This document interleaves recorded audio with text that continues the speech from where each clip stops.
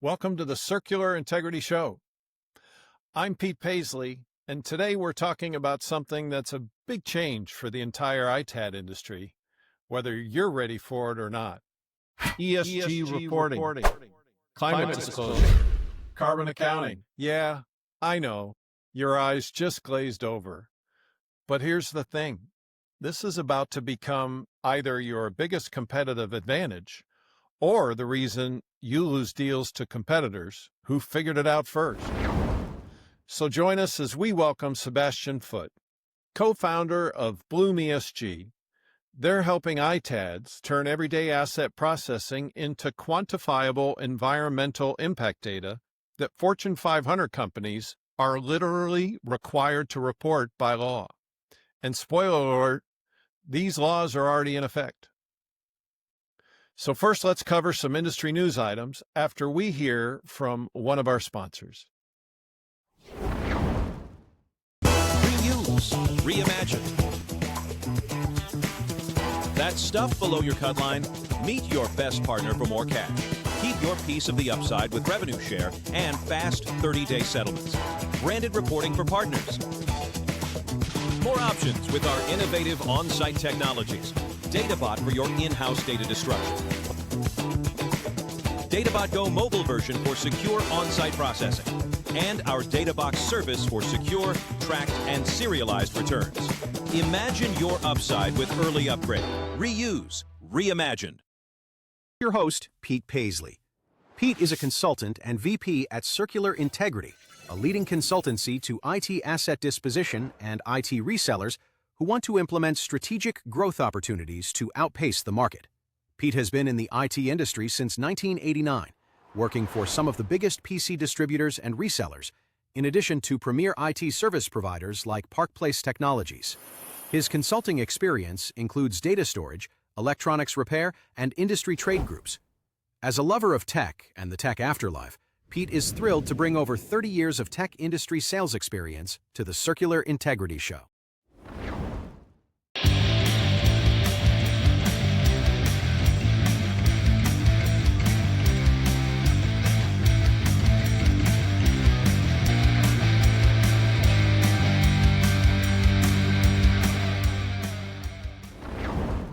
Let's run through some current news items of note in the ITAD industry. We welcome Leah Pollan from Circular Integrity as she joins with her perspective. Welcome. Hi, Pete. Thanks for having me. Yeah, good to have you. So the first item is Tailwind Capital launches IT asset disposition platform. This is news from September. Tailwind basically acquired DMD Systems Recovery, a IT asset disposition services provider based in Arizona. They received a majority equity investment from them back then. What do you think, Leah? So my understanding is Tailwind's first investment in the ITAD industry, and they're expected to continue such acquisitions in this segment. These PE firms are looking to generate economies of scale in the industry, and they want to combine several complementary circular businesses. Yeah, it makes sense. They want to benefit from economies of scale by combining the back office and other SG&A type functions across multiple entities in the platform and the integration and automation investments that they make. Sure, because all the trends are pointing to ITADs implementing and investing in more robust system capabilities across finance, operations, and sales. Yeah. We have some hardware refresh updates. Recently, David Daoud at Compliance Standards participated in a podcast for ASCDI and highlighted the ongoing strength in hardware refresh cycles. And this echoes what we're hearing from other industry sources. On this note, Compliance Standards just released their analysis called the Windows 10 Sunset, and estimates between late 2026 and 2028, roughly 320 to 350 million laptops and desktops, equal to about 600,000 to 700,000 metric tons of material, will reach the end of their usable life. but they estimate that only about 15 to 25% will convert to net profit after processing for a variety of reasons. What do you think, Leah? I believe some of these issues processing many laptops for recovery in a profitable fashion are due to repairability issues. The economics becomes difficult, and it's because of the design issues that can make battery replacement very time consuming. And that's just the batteries. Yeah. I was interested in this, so I checked some generic market values for a 2020 business laptop that originally cost $1,500 with an i5 processor, 16 gig of RAM, 500 gig SSD, and market value was about $200 on resale. So if you're an ITAD, and even if you're paying a 50-50 revenue share, which would be generous to the ITAD, it's hard to put a lot of labor into a $200 device with $100 in margin to play with. Now I'm starting to understand why he estimates only 15 to 25% might be marketable. Yeah, so if the labor content is high, and because of the extra work to replace the battery, they get stuck. Maybe the Chrome OS Flex option could be a factor here, as the other issue is paying for a new OS license is a potential deal breaker. But maybe there's some market opportunity for a second life as a Chromebook. Yeah, I find that interesting, and we'll have to continue to talk about that as we follow these hardware refresh issues in the future. Next, we turn to the Siri ESG reporting standard update and digital product passport news. First of all, Siri announced their intention to publish a standard for ESG reporting back in November 2023, and it established a technical action committee to develop the standard. And since it's relevant to our topic today, we thought we'd look for updates on timing on this. I spoke to Mike Easterbrook at Siri last week. He shared that the Technical Action Committee is reviewing the latest revision, and they are about ready to go for public comment by the end of this year, or worst case, very early in Q1. So I see that as really good news, and hopefully the public comment period can move forward pretty quickly. We're also tracking news for the Digital Product Passports Initiative out of Europe, or DPPs, where they're emerging as a requirement first in Europe and probably soon after here in the U.S. We swapped some emails with Kristen Berry at Apcudo, and they're developing a device passport based on the EU Digital Product Passport with the goal of delivering a persistent, verifiable record of each device's history and performance created through the Apcudo platform used by many cell phone processors. So, Leah, you're actually the one who talked to Kristen. Any further comments on this? Yeah, it's still early days for DPP overall, but in the EU, it seems that batteries are the first product segment of focus. While Apcudo is taking the approach to their core markets by trying to build a DPP-style ecosystem around mobility products as a stronger value proposition. Yeah, Carfax for cell phones, essentially, right, is how I've heard it referred to, and that's probably a good business move for them. We'll continue to keep an eye on both these developing areas in our news segments. And of course, again, it's relevant today, as our guest on today's session is Bloom ESG, talking about ESG tracking software for ITADs. Leah, thanks so much for joining us on the news segment. We'll see you next time. Thanks for having me.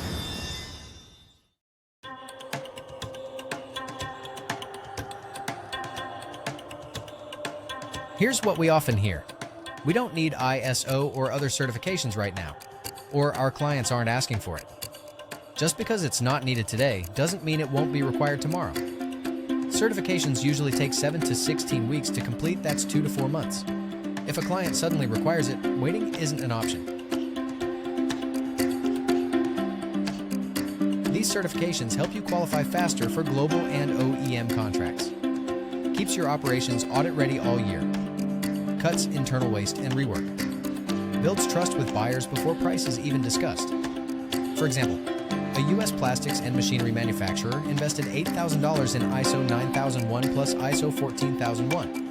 The next quarter, they qualified for 2 OEM contracts worth $240,000. Another firm in the same space skipped certification and couldn't even bid. ISO isn't an expense, it's proof you're ready when opportunity knocks. Don't wait for a client to demand it be the one already certified. Book your free consultation today with MG Environmental Consulting.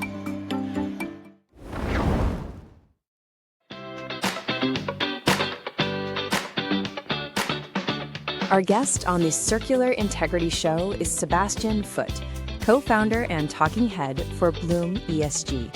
You can call him Seb. Bloom ESG is the global leader in avoided emissions and carbon inset certificates for the e-waste and IT asset disposition sector. Bloom empowers recyclers, refurbishers, and enterprises to quantify, certify, and monetize their positive climate impact, driving the circular economy forward. With recent state legislation in California and the CSRD in the EU, the takeaway is clear. ITAD ads will want to provide solutions for customers to support ESG reporting for retired IT assets as soon as possible. The California legislation will drive all major companies to rely on partners who can provide this service. We are already hearing of Fortune 500 companies dropping end-of-life service providers because they can't provide this data. So help us welcome Seb as we explore this timely topic.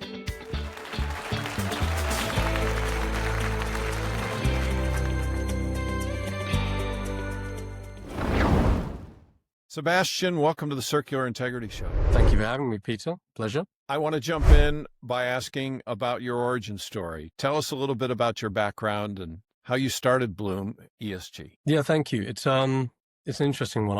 I cut my teeth in sustainability starting just over 20 years ago.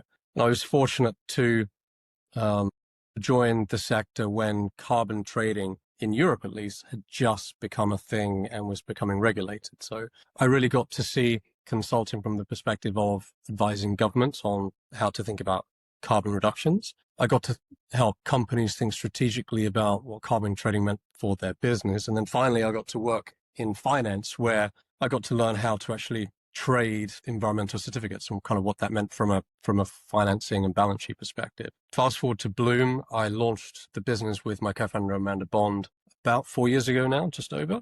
And we really wanted to kind of bring all the skill sets that we kind of had from our corporate sustainability time to companies that hadn't really kind of used this sort of toolkit before. And really quickly, that took us into the circular economy, and in particular, a company called Dynamic, which I'm sure you know, who really wanted to understand, what do avoided emissions mean in a way that's meaningful for their customers. So that really was the launch of Bloom, and it was a strike of good luck. We were fortunate to kind of move into this sector at a time when sustainability was just becoming thematically important, I think, to the sector too. I see. And yes, many of us watched what Dynamic did with ESG reporting with much admiration. And I was interested to learn sometime later that you were responsible for that. Where's your company based? So we are based in the UK, headquartered. Our advisory team is based in Amsterdam and Toronto. And then we have our software capability in Lisbon, Portugal. Interesting. So before we dive into the deep end, let me just set the stage for our listeners. California just passed some pretty massive climate legislation that's going to affect basically every major company doing business in the state. And since California's economy is bigger than most countries, it's kind of a big deal. Seb, break it down for us. What just happened?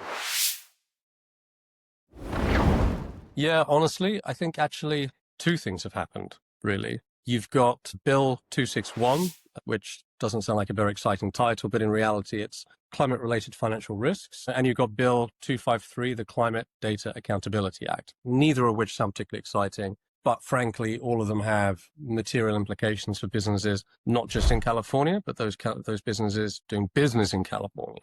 Bill 253, climate data accountability. In reality, most companies are already reporting on Scope 1 and Scope 2 emissions. Frankly, it doesn't really kick off till 2027. So I think the majority of companies are probably already complying with that even before they've kind of had to be told by their Big Four accountants they need to submit this data. So I think that's probably okay. But the really important one for, I think, most companies is the Climate-Related Financial Risk Act. And that actually begins January 1st, 2026. So you can kind of count the days now. Wow. Why does it matter? Well, first of all, who does it affect? Sorry? I said, wow, January 2026. It's like now. You can set your alarm for that one, basically. Any company that has more than 500 million in revenue linked to California business activities is going to be touched by this. That isn't just companies in California, that's companies that do business there too. And climate-related financial risks, I know it's a bit of a mouthful, but when it really breaks down, it really comes down to how are you accounting for physical risks as a business, and that's just not like where you operate, that's across your value chain. And then how are you accounting for other non-physical risks, such as disruption or financial risk or insurance risk that may occur as a result of your business activities? So it's pretty wide in scope. And, being wide in scope can be helpful, but also it can be a bit of a challenge as well when you have to kind of really figure out each one of the material risks related to your business. So this is a big deal, I think, for a lot of companies. Yeah, so this impacts any company doing business in California, whether they're based in Ohio or New Jersey or New York or even in Europe, right? So basically, these companies, if they meet that size threshold, they're scrambling right now. I think that they probably are. And I think there are probably many that haven't even quite realized that this is something that will impact them. The funny thing about regulation is you assume that once it gets published, the companies actually know about it. But the reality is, unless their advisors or their accountants are actually kind of on top of these things, they may not know. The top 500 will know, but the long tail, this could be coming as quite a surprise. And that means doing a process and getting it right really fast. That's not easy. So I think there's a lot of companies that should be paying attention and starting to do things right now. Yeah. So, Seb, I've been hearing comparisons to Europe's CSRD regulations. Are these basically the same thing, or is California doing something different? It's a great question, and I can definitely understand the comparison with CSRD, but I think really this is their own version, and it's more narrow in focus. CSRD is even broader in scope, whereas financial related risks and disclosure, there's actually quite a lot of track record coming from frameworks like the TCFD, which I think will make it more palatable for companies to kind of understand how to report. And actually, there are many companies that already report under TCFD already. So I think they will have some grounding in the sorts of things they're expected to do. And Seb, as I understand it, some other states are working on similar legislation to California's, correct? Yeah, New York, New Jersey, Washington, Colorado, Illinois. This is happening state by state instead of at the federal level, which is kind of what we've experienced in Europe. But in reality, this is going to cover a lot of companies that are operating outside of those states. So, Seb, this is the new normal. This isn't just about California anymore, talking about the sorts of things that they value. This is much bigger. All right, Seb, let's bring this home to the ITAD world. I've got listeners who are running ITAD operations and IT resellers and refurbishers, folks who are thinking, okay, more regulations, great. How does this affect? Look, so here's the thing. Your customers, especially the Fortune 500 and maybe the Fortune 1000 companies, they need this data. And with these evolving regulations, legally, they're going to need to report this data as well. It's not really a want to have, it's a need to have. And I think ITADs are literally sitting on a gold mine of environmental impact data related to every single asset that they're processing on behalf of these customers. Yeah, great point. So walk me through like a real world example. Yeah, sure. So let's say you receive 10,000 iPads from a major client. Now, obviously, as an ITAD, your goal is to ensure that the majority of those could be reused, and then the minimum will be harvested for parts and scrapped. In reality, what your client wants to understand is, well, what did you do? How did you do it? And then what is the impact? And so what Bloom does is it takes that data and generates a comprehensive report showing exactly the avoided emissions generated through the individual assets that were processed at that facility in that location, down to the raw materials that were covered and reused. And obviously the scope 3 avoided emissions that were generated as well. I see. So you're basically turning, we recycled your stuff responsibly into, we saved X tons of CO2, recovered I pounds of rare earth minerals, and kept Z pounds of toxic waste out of landfills. Very specific and actionable data, it sounds like. Exactly. And that data feeds directly into voluntary and mandatory ESG reporting frameworks. So you're not just providing a service, you're supporting corporates to meet their targets and providing compliance documentation that they're legally required to share and disclose anyway. Yeah, that's huge, because right now most ITADs are just handing over a certificate of destruction or data wipe cert and calling it a day. Yeah, that's fine for security compliance, but it has nothing to do with climate disclosure requirements or net zero targets that a corporate might have. Yeah, and I want to point out that I think another key aspect of your service is alignment to the ISO standard, ISO 14064. Yeah, we know from experience that having the right data is really linked to having the right methodology. And so when we built the methodology for reporting avoided emissions, we wanted it to align with an internationally recognized standard. And so we lent on ISO 14064 as a way of demonstrating compliance to the best possible data reporting you could offer. Seb, I'd like to take a minute to walk through your demo with you. Let me just start by showing the global window that an ITAD can access. So what you can see here is the ability to choose different clients across your portfolio and select the individual orders that you've processed for them over any given time period.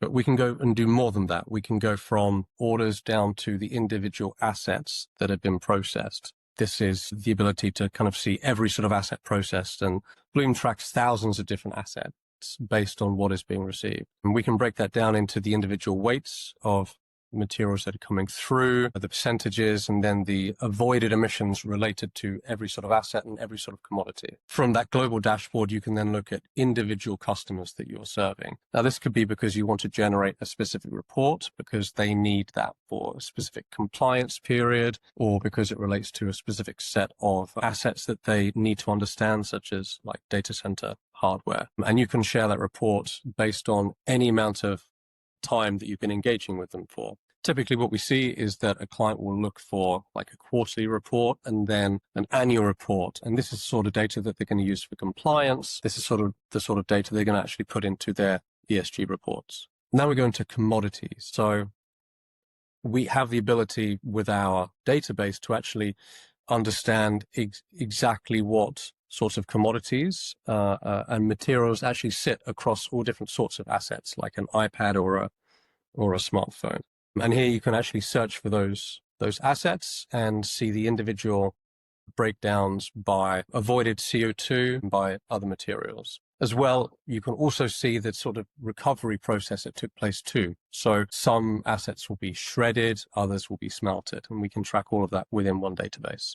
And then finally, this is the sort of report that you'll see when you actually share it with your customers. So Seb, at its essence, you all have developed the most comprehensive catalog of ESG-related data to compute devices typically handled by an ITAD, right? End-user compute. You have good coverage on data center products, Seb? Servers? Absolutely. We track thousands of different types of hardware and hundreds of thousands of different sorts of breakdowns of those hardwares as well. And what happens if there's items that are exceptions? They're not in your database? Yeah, we have that. And we had that recently, actually. We had an ITAD say that they now take drones. And so we have to then figure out, well, what actually sits inside a drone. Typically, that thankfully is just plastics and motors. But we have a dedicated team, and that is their job. They're very good at finding emissions factors related to very niche products.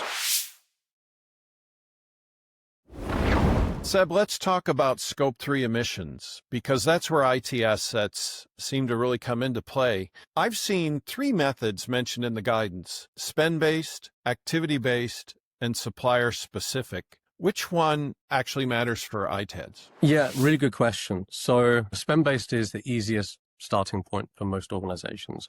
Basically, you're estimating emissions based on the dollars being actually spent. It's the least accurate, but it's the easiest to implement fast. Activity-based data is much better. You're actually looking at what actually happens to the assets that you are processing.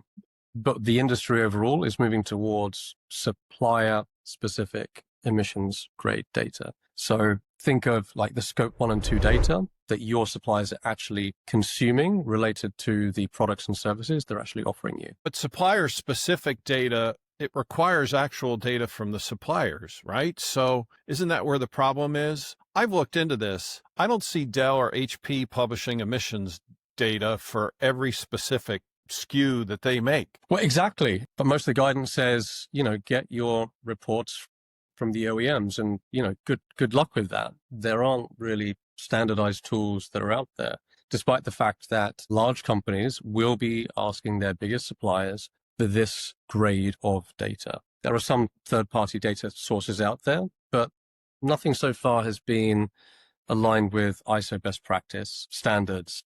And that's what really matters for regulatory compliance. And Bloom fills that gap, right? We do. We are ISO verified, and we provide supplier-specific data that actually holds up to regulatory scrutiny and audit. And that's kind of what we built it for. This is critical for companies trying to meet their own TCFD obligations or reporting obligations in California or under IFRS. I see. So for folks who aren't fluent in this acronym soup, what's TCFD? Yeah, and you're right, and I'm sorry. This sector especially does like a good acronym. So look, TCFD is, put simply, the task force on climate-related financial disclosures. And it's so long, that's why we tend to use TCFD. Basically, it's a framework for disclosing climate-related risks and opportunities. The corporate world likes it, I think mostly because the financial world really likes it. It's a climate lens on financial risk. I see. So it's not just how much carbon did we emit, it's what are the financial risks and opportunities related to climate change for our business. Exactly.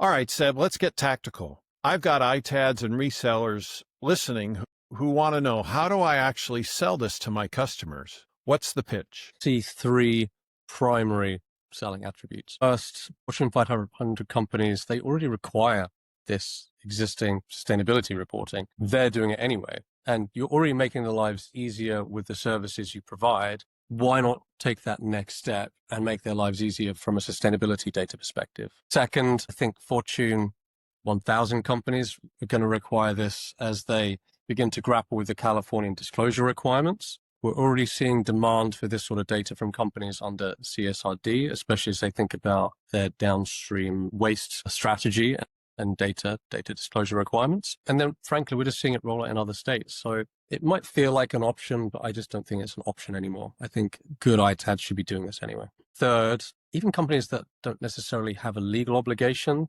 to do this, our experience is they want this data. We see it from a net zero target perspective, but we also see it during the procurement process. They're expecting better sustainability awareness from their partners and suppliers. And this is a way to stand out and be recognized for your contribution. Yeah, I see that RFP angle as a pretty big one. Every major procurement process now has sustainability questions. And if you can't answer them or deliver, you're out. Yeah, absolutely. If you can say, we're going to provide you with quarterly ESG impact reports that are ISO certified and verifiable, then you're going to differentiate yourself immediately from competitors who are just offering a basic recycling service. So I'm also thinking, who does an ITAD call on at these Fortune 500 accounts to discuss this new reporting? Yeah, due to the nature we share this sort of data with, we tend to find that it's often the head of IT. Ideally, it's the head of sustainability. And actually, during the RFP process you just mentioned, that tends to be when the head of sustainability is involved and tends to weigh in heavily on which companies should pass muster for an RFP. But then increasingly, it involves other players in the process too. Yeah, and in some of my research recently, Seb, I believe the CISO, the Chief Information Security Officer, is increasingly involved. As I understand, many firms have aligned cyber initiatives with their ESG goals. And the Chief Information Security Officer, he's already thinking about things that ITADs do, like data security and IT device security. So this is a relationship I think an ITAD should be developing. I think it's incredibly important. And I think that you're right. That's the ideal approach that an ITAD should be taking. So how do ITADs actually implement this from a systems perspective? Do they need to hire a sustainability team? Not at all. And I realize that, some of the bigger players already have that, but I realize that most companies, they don't have the ability to invest in that sort of capability, not necessarily what they need. But, from our perspective, we provide an API that directly integrates with existing ERP systems. Our goal is to get companies onboarded and basically reporting to their customers procurement level data within 4 weeks. So basically what you're already tracking can come through the process, be generating impact reports fast, and then you can begin to provide quarterly reports for the next cycle. And pricing-wise, how are ITADs expected to package this? I think it varies, to be honest with you. I mean, some are already putting this into their service fees. Some are adding it as a premium feature. And I think especially with the rise of California disclosure requirements, I can see this being a premium add-on. I think the key is positioning it as compliance insurance. The cost of not having this data far outweighs the absolute benefits that companies get from doing this as well. Yeah, right. We're recommending to clients that they can package this data as a service in ways to help them recover additional fees, particularly before a lot of competitors are able to deliver it. They should be able to charge that premium. Yeah. I want to talk about something really interesting you mentioned in our prep. Carbon insets. Now, I had been thinking of these as carbon offsets. I thought that's what a company traded to offset their carbon emissions, but I've since learned now from you that ITAD ESG is typically dealing with carbon insets, which are for carbon reductions versus emissions. So now it's obvious to me, and I understand the offsets versus insets definition. So an ITAD can enable clients to offer carbon insets to use within their supply chain, you told me. This sounds like it could be a pretty big deal for the industry. Yeah, I think so. It could be. The way we think about carbon insets is that they are a new type of environmental attribute certificate that's based, in this case, on ISO 14064. But unlike carbon offsets, where you're buying a credit that comes from an unrelated project, such as tree planting in Brazil or a renewable energy project in India, insets are generated from decarbonization activities that actually are within your own value chain. So the emissions avoided from reusing those 10,000 iPads could become tradable certificates? Exactly. I'll be honest, this is still early days, but the vision is that ultimately ITADs could provide these certificates to customers who ultimately could then trade them upstream or downstream with their supply chain partners. The way I tend to think about it right now, just because it keeps coming up in conversation, is imagine a data center operated by digital reality, sharing carbon insets with major customers related to asset longevity or refurbishment for those data center operators could be a real important strategic sustainability partnership. Yeah, that's really interesting because you're not just providing a service and you're potentially creating a new revenue stream for your clients and a new way for customers to manage their carbon footprint within their own ecosystem. Exactly. And not only is it verifiable, but it's directly tied to the actual business operations compared to a carbon offset where it's quite hard to kind of isolate this specific avoidance or reduction that's actually taken place. It's interesting because, right now carbon markets are evolving and the interest and demand for carbon insets is early, but it's gaining traction fast. Well, I love it. It's kind of like loyalty points, but for carbon. Yeah, I think that's a really good way to put it. It's genuinely exciting. Before we wrap, I want to touch on something you mentioned, social KPIs. We've been talking about the E and ESG, but what about the S? I think it's a really interesting point. E within ESG tends to get all the attention. And honestly, I think being able to wrap everything up into a ton of CO2, I think makes it relatively straightforward from a reporting perspective. But, reality is, I think S has been undervalued. So that's something we've been asked to think about with some of our partners. And yeah, it's coming. We're already beginning to develop social impact metrics. Think job creation, better labor practices, maybe community impact.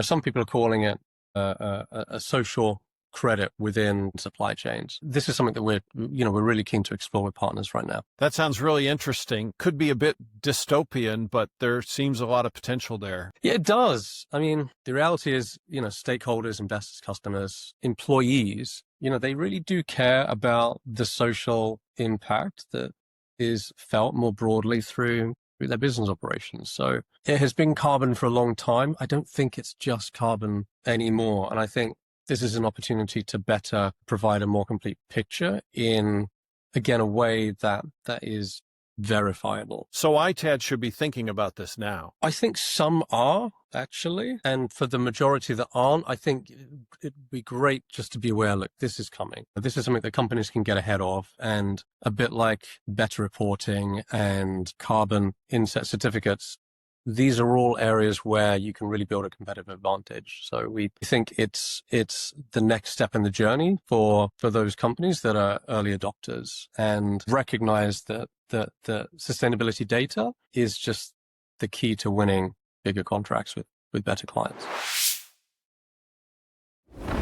All right, let's bring this home. If you're an ITAD or IT reseller listening to this right now, what's your one action for tomorrow morning? Super simple. Just schedule a call with me, the team. We will take you through the carbon calculator that we were showing earlier. You can share some example data from your own systems. You can plug that in and show you what an impact report related to a particular customer might actually look like. Doesn't take long, takes a few minutes, and we really like to show tangible examples of how we work with our clients. I see. And if they want to talk about time frame and effort around actually implementing this? Yeah, happy to walk through that. Every ITAD is unique, has different business models, or implements a different ERP system. It could be a single facility just using Macor or Razor, in which case we can generally be up and running in about 4 weeks. But we also work with companies that have built their own ERP systems. Sometimes that can take a little bit longer. Generally, we're talking weeks to be up and running rather than months. Nice. And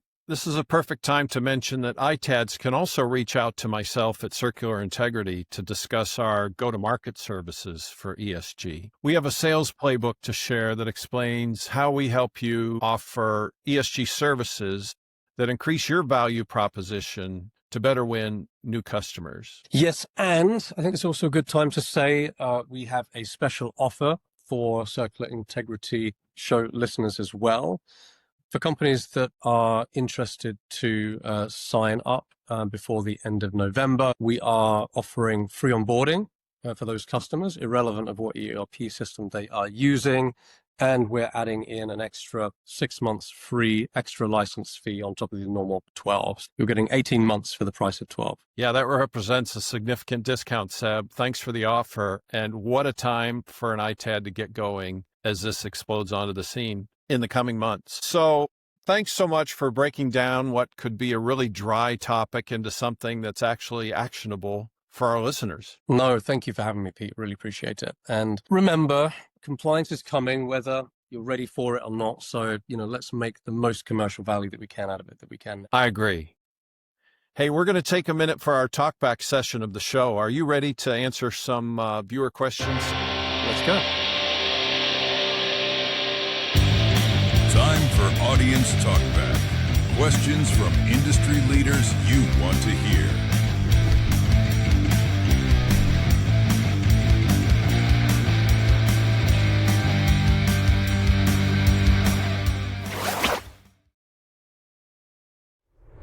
Good afternoon, Pete. Dave Cummings, Managing Partner, Agile Equity. Really excited about the Circular Integrity podcast and all the good content that you'll have on it.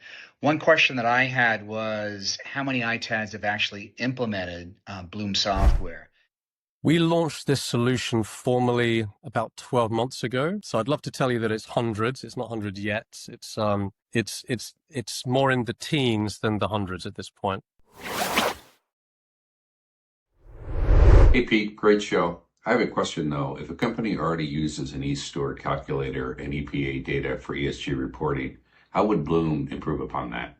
That is a good question, and one that we get quite a lot. The reality is both e-stewards and EPA are offering generic values that are linked to just a handful of different commodities. And those values are not specific to the facility that is processing them or the way that those assets are actually being processed. At best, it gives you an indicative value, but in reality, it's not the sort of data that companies can actually rely on to make decisions for, use to differentiate themselves in an RFP or meet the kind of requirements that we're going to expect to see in California. So the way to think about what Bloom does as an alternative is it provides audit level data down to the individual assets being processed and reflects how they're being processed to ISO 14064 requirements.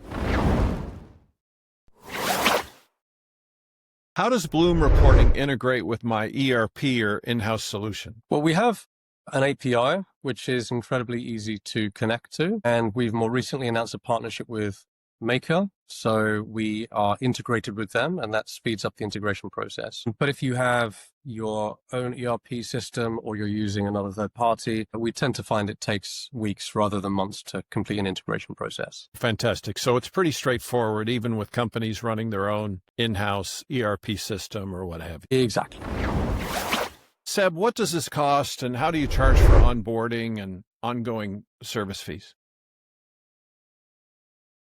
Yeah, it's interesting. We've tried to keep the pricing model as simple as possible. We just charge an annual license fee. For companies that are using ERP systems that we've already integrated with, we can avoid onboarding costs. And the annual fee is charged based on the number of facilities that you're operating. So it's kept super simple and made to be affordable as well. All right, we have another question from who the caller is. It's something to do, it's for you specifically, Seb, something to do with chimney maintenance. I was working around your house a few years ago, and you wanted to put a chimney pot back up on the roof. You went on the roof up the ladder, because I'm not very good at ladders, and I had to push right up to the top. And I was pushing, and it was really hard, and I thought, I can't push anymore. And a sound came from down the chimney. You can do it, Dad. You can do it, Dad. Well, I knew that I couldn't. But anyway, I did it, and hooray, hooray. And then you came down, Dad, I think I should pay you membership to go to the gym. Clearly, and I didn't want to go to the gym because there's all these things you can do. Your dad sounds like a funny guy. I don't know how he got the number to call in. Well, he has a penchant for trying to embarrass his son wherever he possibly can. So I think that's how he figured that out. We see a big opportunity for ITADs that are first movers in ESG reporting who also build an identity for their company around it.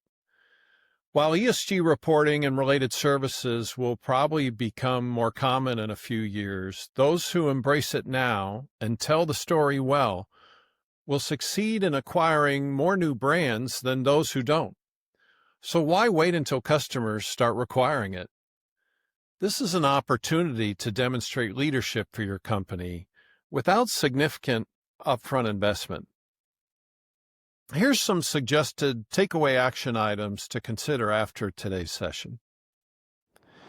Investigate the Bloom Environmental Benefits Calculator by booking some time with our guest today, Sebastian Foot. Work with your leadership team to build a go-to-market strategy for ESG services. And consider circular integrity as a helpful partner. We have a set of deliverables we can bring to the table to assist your company in bringing ESG services to market. As part of your approach, also consider some of the following. Review your current customer base for Fortune 500 or Fortune 1000 companies to see if they're on the California list of impacted entities. See what industry segments are most impacted by these new regulations and identify any of these that are based in your primary locations. Then define your outreach strategy for these new prospects that you've identified. Are you comfortable calling on the Chief Information Security Officer or Chief Sustainability Officer? That's a new place. If you are comfortable calling and you're ready, what's your value proposition to these actors? You got to build a story. So build a story around ESG and greenhouse gas reporting and make it the primary conversation you present to prospects on your website, your customer meetings, and other outbound communications. You should probably update your RFP response templates and other documentation to include ESG reporting capabilities and start all your conversations with customers and prospects about this topic. I would watch the pending legislation in the states like New York, New Jersey, Washington, Illinois. They're all working on similar climate disclosure requirements like California. And I'd also keep an eye on the federal level, as there's some related action going on there. All right, that's it for this month. Next month, we've got another great episode lined up, so make sure you're subscribed wherever you get your podcasts. Until then, keep up the good work, keep the circular economy moving, and remember, sustainability isn't just good for the planet, it's good for business.